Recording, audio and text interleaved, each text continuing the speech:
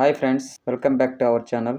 నేను మీ అనిల్ కుమార్. గత వీడియోలో మీరు ఐసీటీ గురించి చూసే ఉంటారు. దానికి కొనసాగింపుగా ఈ వీడియో చేస్తున్నాను. ఈ 2 వీడియోస్ మీకు చూసినట్లయితే ఖచ్చితంగా మీకు టెట్లో 5 to 6 మార్క్స్ కంపల్సరీగా వస్తాయి ఫ్రెండ్స్. ఎందుకంటే నేను కేవలం బిట్లుగా చెప్పడమే కాకుండా దాంట్లో ఉన్నటువంటి 4 ఆప్షన్ల గురించి వివరంగా తెలియజేస్తున్నాను కాబట్టి ఒక బిట్ ద్వారా మీకు 5-6 క్వశ్చన్స్ కవర్ అయ్యే అవకాశం ఉంది కాబట్టి మరి ఎక్కడ చూడాల్సిన అవసరం ఉండదు కాబట్టి ఎక్కడ స్కిప్ చేయకుండా చివరి వరకు చూడండి. ఫస్ట్ బిట్, ఈ క్రింది వాటిలో సెకండరీ మెమరీ కానిది ఏది? One of the following is not a secondary memory. ఒకసారి ఆప్షన్స్ చూడండి ఫ్రెండ్స్. సాధారణంగా కంప్యూటర్ మెమరీ అనేది మానవుడి మెదడులోని జ్ఞాపక శక్తి లాంటిదన్నమాట. ఇది సమాచారాన్ని, సూచనలను నిల్వ చేయడానికి ఉపయోగించబడుతుంది. అయితే ఈ మెమరీని ప్రధానంగా 3 రకాలుగా వర్గీకరించడం జరిగింది. అది ఒకటి క్యాష్ మెమరీ, రెండోది ప్రైమరీ మెమరీ లేదా మెయిన్ మెమరీ, మూడవదిగా చూసుకుంటే సెకండరీ మెమరీ. ఈ క్యాష్ మెమరీ గురించి మనం తర్వాత మాట్లాడుకుందాం. ఇక్కడ ప్రైమరీ మెమరీ, సెకండరీ మెమరీ అనేది చాలా ఇంపార్టెంట్ అనమాట. ఈ ప్రైమరీ మెమరీ లేదా ప్రధాన మెమరీ అనేది కంప్యూటర్ ప్రస్తుతం పనిచేస్తున్నటువంటి సమాచారాన్ని, సూచనలు మాత్రమే కలిగి ఉంటుంది. అంటే ఇది ఒక పరిమిత సామర్థ్యాన్ని మాత్రమే కలిగి ఉంటుంది. ఫర్ ఎగ్జాంపుల్ ర్యామ్ అని నేను ఆల్రెడీ గత వీడియోలో చెప్పడం జరిగింది. అదేవిధంగా రోమ్. అంటే ఈ ర్యామ్ అనేది విద్యుత్ సరఫరా ఆగిన వెంటనే నిల్వ ఉన్న సమాచారం అంతా పోతుందన్నమాట. అంటే ఈ ర్యామ్, రోమ్ అనేది దేనికి మనం చెప్పవచ్చు అంటే ఇది తాత్కాలిక మెమరీ మాత్రమే. వన్స్ విద్యుత్ సరఫరా గాని ఆగిపోయింది అనుకుంటే దీంట్లో ఉన్నటువంటి సమాచారం అంతా కూడా డిలీట్ అవ్వడం జరుగుతుంది. ఇక సెకండరీ మెమరీ చూసుకున్నట్లయితే దీనినే ఎక్స్టర్నల్ మెమరీ లేదా నాన్ వాలటైల్ మెమరీ లేదా స్థిర జ్ఞాపకం అని కూడా పిలవడం జరుగుతుంది. అయితే ఇందులో సమాచారం అనేది శాశ్వతంగా నిల్వ చేయడం జరుగుతుంది. దీనికి ఉదాహరణగా మనం ఏం చెప్పవచ్చు అంటే హార్డ్ డిస్క్, సిడి రోమ్, అదేవిధంగా డివిడి వీటిని చెప్పవచ్చు దీనికి సెకండరీ మెమరీకి. అయితే ఇక్కడ క్వశ్చన్ ఏమంటున్నాడు, ఇందులో సెకండరీ మెమరీ కానిది ఏది అని అడుగుతున్నాడు. ఈ మ్యాగ్నెటిక్ డిస్క్ మరియు ఆప్టికల్ డిస్క్, మ్యాగ్నెటిక్ డ్రమ్ అనేవి ఇవన్నీ కూడా సెకండరీ మెమరీకి సంబంధించినటువంటివి అనమాట. వీటితో పాటుగా ఫ్లాఫీ డిస్క్, అదేవిధంగా మ్యాగ్నెటిక్ టేప్ ఇవన్నిటిని కూడా మనం సెకండరీ మెమరీగా చెప్పవచ్చు. కానీ పంచ్ కార్డ్ అనేది ఒక ఇన్పుట్ మాధ్యమం మాత్రమే లేదా ఇన్పుట్ మీడియం. కాబట్టి దీంట్లో కరెక్ట్ ఆన్సర్ వచ్చేసి option 1 punch card. Next bit, మౌస్కు సాధారణ ప్రత్యామ్నాయ పరికరం ఏది? Which of the following is a general alternative tool for a mouse? ఇక్కడ మీరు ఆప్షన్ చూడండి friends. Stylus, joystick, scanner, touch pad. ఈ మౌస్కి ప్రత్యామ్నాయ పరికరాల గురించి గత వీడియోలో నేను చెప్పడం జరిగింది. ఆ వీడియో చూస్తే మీకు ఇది ఇంకా సింపుల్గా అర్థమవుతుంది అనమాట. అయితే ఇక్కడ కరెక్ట్ ఆన్సర్ వచ్చేసి ఆప్షన్ 4 టచ్ ప్యాడ్. ఈ మౌస్కి సాధారణ ప్రత్యామ్నాయ పరికరం ఏంటంటే టచ్ ప్యాడ్. ఈ మౌస్ అనేది ఒక ఇన్పుట్ పరికరం అనమాట. దీని యొక్క అసలు పేరు ఏంటంటే పాయింటింగ్ డివైస్ అంటారు. దీని సహాయంతో ఏం చేస్తామంటే కంప్యూటర్ స్క్రీన్ మీద ఉన్నటువంటి ఐకాన్స్ని పట్టుకోవడం, అదేవిధంగా వాటిని ఓపెన్ చేయడం, మౌస్ ద్వారా మనం కంప్యూటర్ని చాలా సులభంగా నియంత్రించవచ్చు. దీనికి ప్రత్యామ్నాయ పరికరం ఏందంటున్నాడంటే టచ్ ప్యాడ్ అనేది సాధారణమైనటువంటి ప్రత్యామ్నాయం. అయితే ఈ టచ్ ప్యాడ్ను మొట్టమొదటిసారిగా ఎప్పుడు కనిపెట్టడం జరిగిందంటే 1990లో ల్యాప్టాప్ల కోసం ప్రవేశపెట్టడం అని జరిగిందనమాట. అయితే నెక్స్ట్ ఫస్ట్ ఆప్షన్ ఏముంది, స్టైలస్ అన్నాడు. ఈ స్టైలస్ అనేది ఏంటంటే పెన్లా కనిపించేటువంటి ఒక ఇన్పుట్ పరికరం అనమాట. దీనిని మనము టచ్ స్క్రీన్పై రాయడానికి, అదేవిధంగా గీయటానికి, ఏదైనా సెలెక్ట్ చేయడానికి దీన్ని ఉపయోగించడం జరుగుతుంది. ఉదాహరణకు చూసుకున్నట్లయితే మీరు వీడియో క్లాసులు చూస్తున్నప్పుడు లేదా ఆడియో క్లాసులు చూస్తున్నప్పుడు రాయడం జరుగుతుంటుంది లేదా టిక్ పెట్టడం చూస్తుంటారు కదా, అదే అనమాట ఈ స్టైలస్ అంటారు దీన్ని. ఒక stylus is nothing but A digital pen అనమాట. నెక్స్ట్ ఏమంటున్నాడు, జాయ్స్టిక్. ఈ జాయ్స్టిక్ గురించి కూడా నేను చెప్పడం జరిగింది. జాయ్స్టిక్ అంటే ఏంటంటే కంప్యూటర్ యొక్క వీడియో గేమ్లలో లెటర్స్ని కానీ వాహనాలను కానీ నియంత్రించడానికి ఈ జాయ్స్టిక్లు అనేటువంటిని సాధారణంగా ఉపయోగించడం జరుగుతుంది. అయితే ఈ జాయ్స్టిక్ అనేది ఒక హ్యాండిల్ మాత్రమే. నెక్స్ట్ చూసుకున్నట్లయితే స్కానర్ అంటున్నాడు. ఈ స్కానర్ అనే పదాన్ని మనము కంప్యూటర్ ప్రపంచంలో అనేక రకాలుగా ఉపయోగించవచ్చు అనమాట. సాధారణంగా మీరు ఎగ్జాంపుల్ టెట్కి అప్లికేషన్ చేసేటప్పుడు మన ఫోటోని అందులో అప్లోడ్ చేయాలంటే మొదట మనం దాన్ని స్కాన్ చేసి అప్లోడ్ చేయాలన్నమాట. కాబట్టి స్కానర్ అనేది కూడా ఒక ఇన్పుట్ పరికరమే, కానీ మౌస్‌కు ప్రత్యామ్నాయం కాదు. కాబట్టి కరెక్ట్ ఆన్సర్ వచ్చేసి టచ్ ప్యాడ్ అనేది కరెక్ట్ ఆన్సర్‌గా మనం చెప్పుకోవచ్చు. నెక్స్ట్ బిట్, అండు కమాండ్ కోసం ఉపయోగపడే షార్ట్‌కట్ కీ ఏది? Which shortcut key is used for the undo command? Options ఒకసారి చూడండి ఫ్రెండ్స్.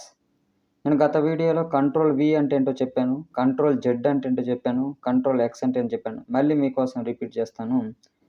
ఏదైనా ఒక టెక్స్ట్‌ని మనము ఎంఎస్ వర్డ్‌లో కానీ రాసినట్లయితే దానిని మనము కాపీ చేసుకోవాలంటే కంట్రోల్ సి కొట్టాలి. ఆ కాపీ చేసినటువంటి ఆ విషయాన్ని వేరే పేజీలో మనం వాడుకోవాలంటే దాన్ని కంట్రోల్ వి అనేటువంటి షార్ట్‌కట్ కీ ఉపయోగించినట్లయితే అది పేస్ట్ అవ్వడం జరుగుతుంది. కాబట్టి ఇది దానికి కరెక్ట్ ఆన్సర్ కాదు. మరి కంట్రోల్ ప్లస్ ఆర్ అంటే ఏంటి సార్ అంటే, మనం ఏదైనా సిస్టంలో ఒక పేజీని వాడుతున్నట్లయితే ఆ పేజీని రీఫ్రెష్ చేయాలంటే మనము కంట్రోల్ ఆర్ అనేటువంటి షార్ట్‌కట్ కీని ఉపయోగించాలి. మరి కంట్రోల్ జెడ్ ఏంటి సార్ అంటే, మనం ఏదైనా ఒక వర్క్ చేస్తున్నాం అనుకుందాం కంప్యూటర్‌లో, లేదా టెక్స్ట్ రాస్తున్నాము. ఆ టెక్స్ట్ అనుకోకుండా డిలీట్ అయిపోయింది. ఆ డిలీట్ అయిపోయినటువంటి పదాన్ని మనం తిరిగి పొందుకోవాలంటే ఈ అండు అనేటువంటి కమాండ్‌ని మనం ఉపయోగించాలన్నమాట. ఈ అండు అనే కమాండ్ కోసం ఉపయోగపడే షార్ట్‌కట్ కీ ఏందంటే కంట్రోల్ ప్లస్ జెడ్ కొట్టినట్లయితే అనుకోకుండా డిలీట్ అయినటువంటి పదాన్ని మనం తిరిగి పొందుకోవచ్చనమాట. మరి తిరిగి పొందినటువంటి దాన్ని మళ్ళీ మనం తొలగించుకోవాలంటే ఏం చేయాలంటే కంట్రోల్ ప్లస్ వై కొడితే రెడో అంటారనమాట. అది తిరిగి పోవడం జరుగుతుంది. మరి కంట్రోల్ ఎక్స్ ఏంటంటే సార్ అంటే, మనం ఏదైతే టెక్స్ట్ రాస్తామో ఆ టెక్స్ట్‌ని పూర్తిగా అక్కడి నుంచి తొలగించాలంటే కంట్రోల్ ఎక్స్ అనే పదాన్ని షార్ట్‌కట్ కీని ఉపయోగించినట్లయితే అది కట్ అయిపోతుంది అక్కడి నుంచి. కాబట్టి దీని కరెక్ట్ ఆన్సర్ వచ్చేసి option C, control plus Z కీని మనం ఉపయోగించినట్లయితే అండూ చేయొచ్చు. నెక్స్ట్ బిట్ ఫ్రెండ్, ఎంఎస్ వర్డ్‌లో లోవర్ కేస్ అక్షరాలను అప్పర్ కేస్ అక్షరాలుగా మార్చడానికి ఏ కమాండ్ ఉపయోగపడుతుంది? Which command is used to convert lower case text into upper case in MS word? మొదటగా మనం లోవర్ కేస్ అంటే ఏంది, అప్పర్ కేస్ అంటే ఏందో మనం తెలుసుకుందాం. లోవర్ కేస్ అంటే ఏందంటే స్మాల్ లెటర్స్ అనమాట. అప్పర్ కేస్ ఏందంటే క్యాపిటల్ లెటర్స్. ఫర్ ఎగ్జాంపుల్ మొదటిసారిగా మనము షిఫ్ట్ ప్లస్ F3 గాని కొట్టినట్లయితే క్యాపిటలైజ్ ఈచ్ వర్డ్ అంటుందనమాట. అంటే ప్రతి పదంలో ఉన్నటువంటి మొదటి అక్షరం అనేది క్యాపిటల్ లెటర్‌గా మారుతుంది. For example information communication technology అని ఉంది, ఐసీటీ. అందులో ఐసీటీ మాత్రమే క్యాపిటల్ లెటర్లు అవుతాయి. ఎప్పుడు? షిఫ్ట్ ప్లస్ F3 అని మొదటిసారి కొట్టినప్పుడు. రెండోసారి గనక మనం షిఫ్ట్ ప్లస్ F3 కొడితే అన్ని లెటర్స్ కూడా క్యాపిటల్ లెటర్‌లోకి మారిపోతుంది. అంటే లోవర్ కేస్ నుంచి అప్పర్ కేస్ అక్షరాలుగా మారిపోతుంది. ఎప్పుడు? షిఫ్ట్ ప్లస్ F3 అంటే డబుల్ ప్రెస్ చేసినప్పుడు. ఒకవేళ మనం షిఫ్ట్ ప్లస్ F3 మూడోసారి గాని ప్రెస్ చేసినట్లయితే ఈ క్యాపిటల్ లెటర్స్ అన్నీ కూడా మళ్ళీ ఎట్లా మారుతాయంటే స్మాల్ లెటర్స్‌గా మారడం జరుగుతుందనమాట. సో, ఎంఎస్ వర్డ్‌లో లోవర్ కేస్ అక్షరాలను అప్పర్ కేస్ అక్షరాలుగా మార్చడానికి ఏ కమాండ్ ఉపయోగపడుతుంది? Shift plus F3 double press నొక్కినట్లయితే మనకి ఈ మార్పు అనేది జరగడం జరుగుతుంది. కాబట్టి correct answer is option 4. Next bit చూడండి ఫ్రెండ్స్. ఫ్లాండర్స్ పరస్పర చర్య విశ్లేషణ పద్ధతిలో పరోక్ష, ప్రత్యక్ష ప్రభావాలలో శ్రేణుల సంఖ్య వరుసగా ఎంత అని అడిగాడు. ఈ ఫ్లాండర్స్ పరస్పర చర్య విశ్లేషణ శ్రేణి పద్ధతిని గురించి గత వీడియోలో కూడా నేను చెప్పడం జరిగింది. ఇందులో ఉపాధ్యాయుడికి విద్యార్థికి మధ్య చర్య ప్రతిచర్య జరుగుతుందని చెప్పాను. అదేవిధంగా వీరిద్దరి మధ్య పరస్పర చర్య అనేది శాబ్దికంగా ఉంటుంది, అదేవిధంగా అశాబ్దికంగా లేదా శాబ్దికేతరంగా జరుగుతుందని కూడా చెప్పడం జరిగింది.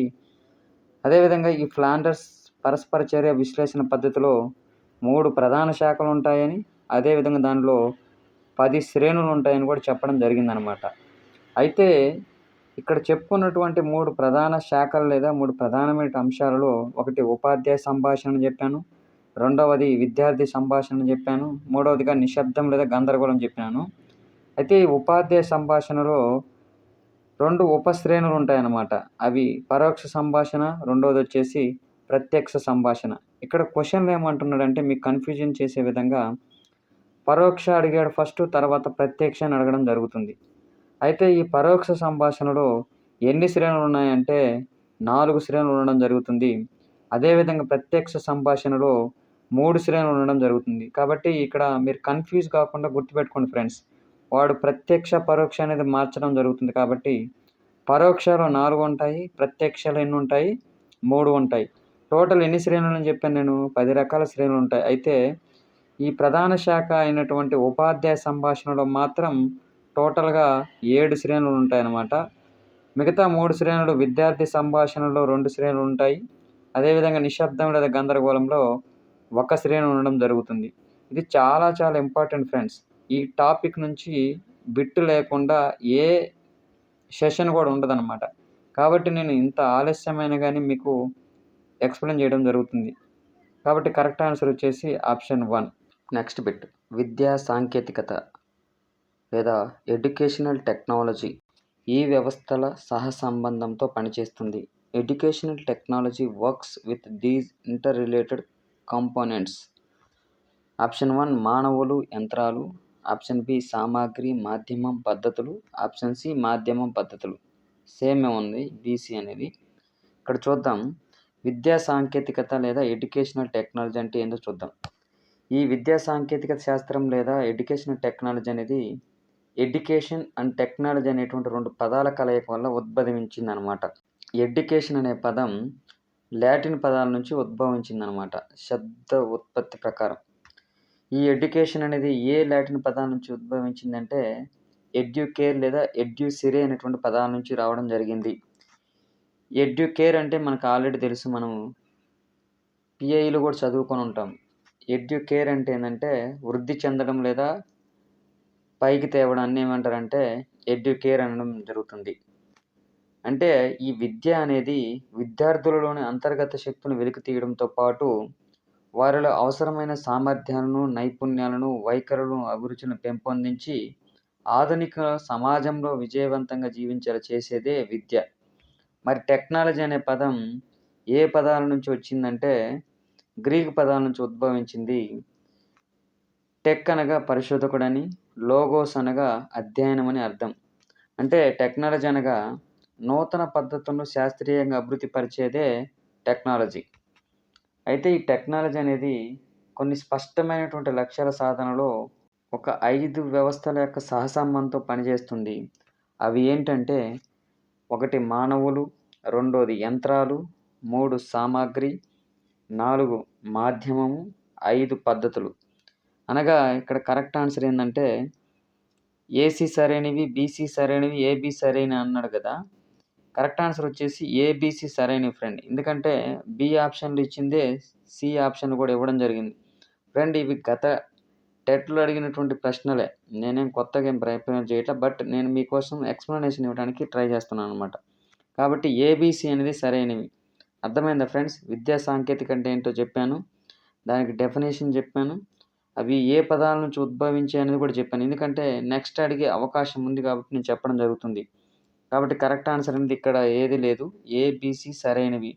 ఇవి 5 వ్యవస్థల యొక్క సహసంబంధంతో పనిచేస్తుంది ఎడ్యుకేషనల్ టెక్నాలజీ అనేది. ఫ్రెండ్ నెక్స్ట్ బిట్ చూడండి. నిశ్శబ్ద జ్ఞాన సముపార్జన టాక్టిక్ నాలెడ్జ్ ఎక్విజిషన్కు సంబంధించి సరికాని వాక్యాన్ని గుర్తించండి అంటున్నాడు. అయితే ఇక్కడ మీకు చెప్పాల్సింది ఏంటంటే అసలు జ్ఞాన సముపార్జన అంటే ఏమిటి, జ్ఞాన సముపార్జనలో ఏమైనా రకాలు ఉన్నాయా అనేది మనం ఇప్పుడు తెలుసుకుందాం. జ్ఞాన సముపార్జన అంటే ఏంటంటే ఏదైనా ఒక సమాచారాన్ని అవగాహన చేసుకోవడం ద్వారా లేదా జ్ఞప్తికి తెచ్చుకోవడం ద్వారా సముపార్జించే ప్రక్రియ లేదా విధానాన్నే జ్ఞాన సముపార్జన అంటారు. అనగా మనం జ్ఞానాన్ని సంపాదించుకోవడాన్ని ఏమంటారంటే జ్ఞాన సముపార్జన అని అనడం జరుగుతుంది. అయితే ఈ జ్ఞాన సముపార్జన అనేది 3 ఉపగమాలు లేదా అప్రోచెస్ని కలిగి ఉంటుంది. అందులో మొదటిది ఇక్కడ ఇచ్చినటువంటి నిశ్శబ్ద జ్ఞాన సముపార్జన, రెండవది స్పష్టమైన జ్ఞాన సముపార్జన, మూడవది అవ్యక్త జ్ఞాన సముపార్జన. అయితే ఇక్కడ అడిగినది ఏంటంటే నిశ్శబ్ద జ్ఞాన సముపార్జనకు సంబంధించి సరికాని వాక్యాన్ని గుర్తించమంటుండు. అంటే నెగటివ్ స్టేట్మెంట్ ఏంటి ఇందులో అని అడుగుతున్నాడు. అయితే ఈ నిశ్శబ్ద జ్ఞాన సముపార్జన అనేది లేదా ఈ నిశ్శబ్ద జ్ఞానం అనేది వ్యక్తిగత అనుభవం ద్వారా పొందినటువంటి జ్ఞానం అన్నమాట. అంటే ఒక వ్యక్తి తన సొంత అనుభవాల ద్వారా పొందినటువంటి జ్ఞానం యొక్క రూపమే ఈ నిశ్శబ్ద జ్ఞాన సముపార్జన అనేది. అనగా మొదటి ఆప్షన్ కరెక్ట్. ఇక రెండో ఆప్షన్ ఏముంది? ఇది వ్యక్తికి భిన్నంగా ఉంటుంది అంటున్నాడు.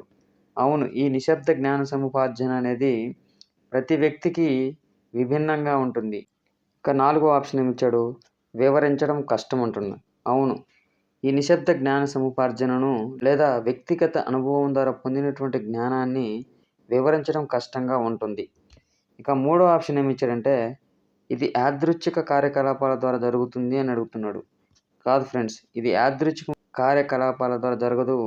ఒక వ్యక్తి తన సొంత అనుభవాల ద్వారా పొందుతాడు కాబట్టి, ఈ మూడో ఆప్షన్ అనేది రాంగ్ ఆప్షన్. అనగా నిశ్శబ్ద జ్ఞాన సముపార్జన అనేది వ్యక్తిగత అనుభవం ద్వారా పొందినటువంటి జ్ఞానం. అదేవిధంగా ఈ నిశ్శబ్ద జ్ఞాన సముపార్జన అనేది వ్యక్తికి భిన్నంగా ఉంటుంది. అదేవిధంగా దీనిని వివరించడం కష్టం. కాబట్టి కరెక్ట్ ఆన్సర్ ఈజ్ ఆప్షన్ 3 యాదృచ్ఛిక కార్యకలాపం జరుగుతుంది అనేది. ఫ్రెండ్స్ ఈ టాపిక్‌ని కొంచెం జాగ్రత్తగా గమనించండి. ఎందుకంటే ఈ టాపిక్ నుంచి మరో క్వెషన్ రాబోతుంది నెక్స్ట్. అప్పుడు మీకు ఇంకా నేను డీటెయిల్‌గా ఎక్స్‌ప్లనేషన్ చేస్తాను. ఫ్రెండ్స్ నా ఎక్స్‌ప్లనేషన్ గాని, నేను చెప్తున్నటువంటి విధానం గాని మీకు నచ్చినట్లయితే ఖచ్చితంగా వీడియోని లైక్ చేయండి ఫ్రెండ్స్. అదేవిధంగా హైప్ బటన్ ఉంటుంది మీకు. హైప్ బటన్ నొక్కండి. మీకు తెలిసినటువంటి ప్రతి టెట్, డీఎస్సీ యాస్పిరెంట్స్‌కి ఈ వీడియో షేర్ కావాలి ఫ్రెండ్స్. నేను మరీ మిమ్మల్ని కోరుకునేదేందంటే, మీకు నచ్చినట్లయితే కామెంట్ రూపంలో తెలియజేయండి. అదేవిధంగా మీకు తెలిసిన అన్ని వాట్సాప్ గ్రూపుల్లో కూడా ఈ వీడియోని షేర్ చేసినట్లయితే, నేను మరింతగా మీకోసం కష్టపడి వీడియోలు చేయటానికి, అదేవిధంగా మనందరం కలిసి డీఎస్సీలో ఉద్యోగం పొందడానికి మంచి సపోర్టింగ్‌గా ఉంటుందని నేను ఆశిస్తున్నాను ఫ్రెండ్స్. పీపీటీలో మార్పులను సేవ్ చేయటానికి సేవ్ బటన్‌పై క్లిక్ చేయాలి. ఈ సేవ్ బటన్ అనేది ఎక్కడ ఉంటుంది? To save changes in PPT, the save button is located in option 1 design tab, option 2 place holder, option 3 transition tab, option 4 quick access tool bar. దీని correct answer వచ్చేసి option 4 quick access tool bar అనేది ఉండడం జరుగుతుంది. మనం ఏదైనా ఒక online లేదా అంతర్జాల అభ్యసన లక్ష్యాలైన స్మార్ట్‌లో ఆర్ అనేది దేనిని సూచిస్తుంది? Reliable, reasonable, responsible, realistic. Correct answer వచ్చేసి option 4 realistic. Friend next bit చూడండి. ఈ బిట్‌ని చాలా జాగ్రత్తగా వినండి. ఈ టాపిక్ చాలా ఇంపార్టెంట్. రాబోయే టెట్‌లో కూడా ఈ టాపిక్ నుంచి వచ్చే అవకాశం ఉంది కాబట్టి ఒకసారి జాగ్రత్తగా వినండి. సమాచార ప్రసారానికి సంబంధించి క్రింది వాటిని జతపరచమంటుండు. అంటే మ్యాచింగ్ ఇచ్చాడు ఇక్కడ. మొదటిది వచ్చేసి అంతః వ్యక్తిగత సమాచార ప్రసారం, రెండోది అంతర వ్యక్తిగత సమాచార ప్రసారం, 3 సమూహ సమాచార ప్రసారం, 4వది భారీ సమాచార ప్రసారం. ఎదురుగా కొన్ని ఆప్షన్స్ ఇవ్వడం జరిగింది. అయితే ఈ సమాచార ప్రసారం అనేది 3 రకాలుగా వర్గీకరించడం జరిగింది. మొదటి రకం వర్గీకరణలో శాబ్దికమైనటువంటిది సంకేతాలు, చిత్రాల ద్వారా ఈ సమాచార ప్రసారం అనేది జరుగుతుంది. ఇక రెండవదిగా చూసుకున్నట్లయితే నియత సమాచార ప్రసారం అని, అదేవిధంగా అనియత సమాచార ప్రసారం అని చెప్పేసి మొదటి వీడియోలో నేను చెప్పడం జరిగింది. ఇక మూడో రకం వర్గీకరణ చూసుకున్నట్లయితే ఈ సమాచార ప్రసారం అనేది 4 రకాలుగా ఉండడం జరుగుతుందనమాట. అయితే ఇక్కడ ఏమంటున్నాడు? అంతః వ్యక్తిగత సమాచార ప్రసారం అని అడుగుతున్నాడు. అంతః వ్యక్తిగత సమాచార ప్రసారం అంటే ఏందంటే, దీనినే అంతస్థ వ్యక్తిగత సమాచార ప్రసారం అని కూడా అనడం జరుగుతుంది. ఈ రకమైనటువంటి సమాచార ప్రసారంలో వ్యక్తి తనకు తానుగా సమాచారాన్ని ప్రసారం చేసుకుంటాడు. ఉదాహరణకి ఒక వ్యక్తి తన జ్ఞాపకాలను తాను నెమరు వేసుకోవడం, లేదంటే ఆ నెమరు వేసుకున్నటువంటి జ్ఞాపకాలను డైరీ రూపంలో రాసుకోవడం అనేది అంతస్థ వ్యక్తిగత సమాచార ప్రసారం అన్నమాట. ఉదాహరణకు చెప్పాలంటే ఒక వ్యక్తి తనలో తానుగా చేసుకునేటువంటి సమాచార ప్రసారాన్ని ఏమంటారంటే అంతస్థ వ్యక్తిగత సమాచార ప్రసారం అనడం జరుగుతుంది. ఇక రెండవది చూసుకున్నట్లయితే అంతర వ్యక్తిగత సమాచార ప్రసారం అని. ఇక్కడ అంతర అంటుండంటే ఇద్దరు లేదా అంతకంటే ఎక్కువ వ్యక్తుల మధ్య జరిగేటువంటి సమాచార ప్రసారాన్ని ఏమంటారంటే అంతర వ్యక్తిగత సమాచార ప్రసారం అనడం జరుగుతుంది. ఉదాహరణకు చూసుకున్నట్లయితే ఇద్దరు వ్యక్తులు టెలిఫోన్ సంభాషణలో మాట్లాడుకోవడాన్ని అంతర్ వ్యక్తిగత సమాచార ప్రసారానికి ఉదాహరణగా చెప్పుకోవచ్చు. అదేవిధంగా ఒక వ్యక్తి ఇంటర్వ్యూకి వెళ్ళినప్పుడు ఇద్దరు వ్యక్తుల మధ్య ఇంటర్వ్యూ జరుగుతుంది కాబట్టి దాన్ని కూడా అంతర్ వ్యక్తిగత సమాచార ప్రసారానికి ఉదాహరణగా చెప్పుకోవచ్చు. ఇక మూడవది చూసుకున్నట్లయితే సమూహ సమాచార ప్రసారం అని అన్నాడు. ఈ సమూహ సమాచార ప్రసారం ఏందంటే, సమూహాల మధ్య జరిగేటువంటి ఒక సమాచార ప్రసారం అన్నమాట. అంటే ఇందులో ఒక సమూహము ఇతర సమూహంతోటి సమాచారాన్ని పంచుకుంటుంది. ఉదాహరణకి చూసుకున్నట్లయితే, కుటుంబంలోని వ్యక్తులు ఒకరితో ఒకరు సమాచారాన్ని పంచుకోవడం, లేదంటే ఏదైనా ఒక కమిటీ సమావేశం ఏర్పాటు చేసుకున్నప్పుడు, వాళ్ళు ఒకరితో ఒకరు సమాచారాన్ని పంచుకోవడం, సమూహంగా చర్చలు జరుపుకోవడం అనేది సమూహ సమాచార ప్రసారానికి ఉదాహరణగా చెప్పుకోవచ్చు. ఇక చివరిదిగా చూసుకున్నట్లయితే భారీ సమాచార ప్రసారం. ఆ పదంలోనే మీకు భారీ అంటే ఎక్కువ సంఖ్యలో ప్రజలు అందుకోవడానికి ఉపయోగించేటువంటి సమాచార ప్రసారాన్ని భారీ సమాచార ప్రసారం అనడం జరుగుతుంది. ఉదాహరణకి రేడియోలోని కార్యక్రమాలను మనం వినడము. అంటే రేడియో ద్వారా విన్నప్పుడు అనేక మంది వింటారు కాబట్టి ఇది భారీ సంఖ్యలో ఉందని చెప్పవచ్చు. అదేవిధంగా బహిరంగ సమావేశాలు జరిగినప్పుడు, టీవీ కార్యక్రమాలు జరిగినప్పుడు దీన్ని భారీ సమాచార ప్రసారంగా చెప్పుకోవచ్చనమాట. దీనికి మీరు కరెక్ట్ ఆన్సర్ తెలిసినట్లయితే నేను చెప్పిన ఎక్స్‌ప్లనేషన్ ప్రకారం నాకు కామెంట్ రూపంలో తెలియజేయండి ఫ్రెండ్స్. ఇంకా కొన్ని బిట్స్ మిగిలున్నాయి ఫ్రెండ్. అది నెక్స్ట్ వీడియోలో మనం చేసుకుందాం. ఇంతవరకు నేను చెప్పినటువంటి ఎక్స్‌ప్లనేషన్ గాని, ఈ వీడియోస్ గాని మీకు నచ్చినట్లయితే లైక్ చేయండి, షేర్ చేయండి. ఇంకా గాని మన ఛానెల్‌ని చూస్తూ సబ్స్క్రైబ్ చేసుకున్నట్లయితే ఖచ్చితంగా సబ్స్క్రైబ్ చేసుకోండి. మీ కామెంట్‌ని నాకు తెలియజేయండి ఫ్రెండ్స్. All the best.